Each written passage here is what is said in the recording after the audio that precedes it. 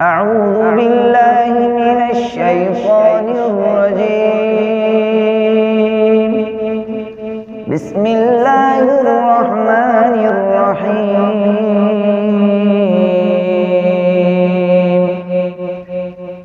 ليس البر أن تولوا وجوهكم قبل المشرق والمغرب، ولكن البر من آمن بالله واليوم الآخر والملائكة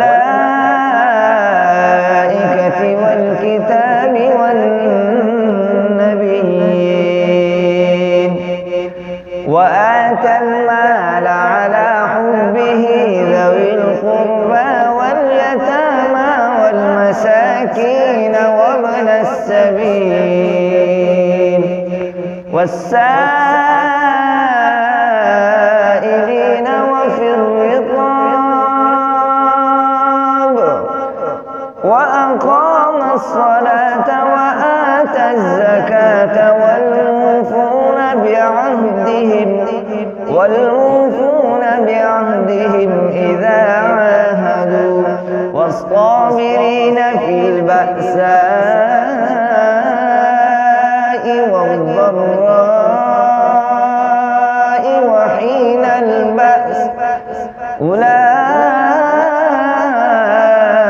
الذين صدقوا وأولئك هم المتقون.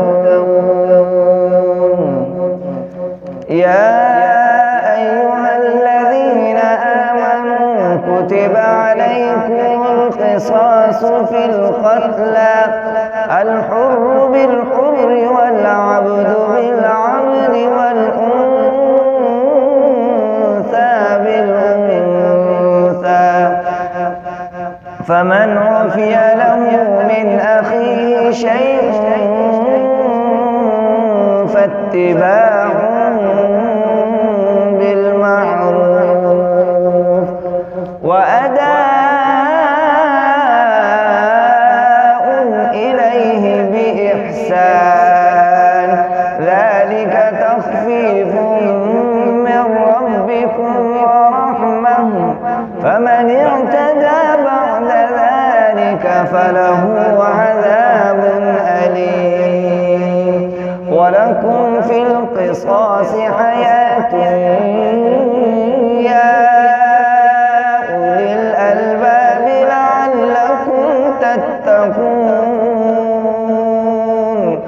كتب عليكم إذا حضر أحدكم الموت إن ترك خيرا الوصية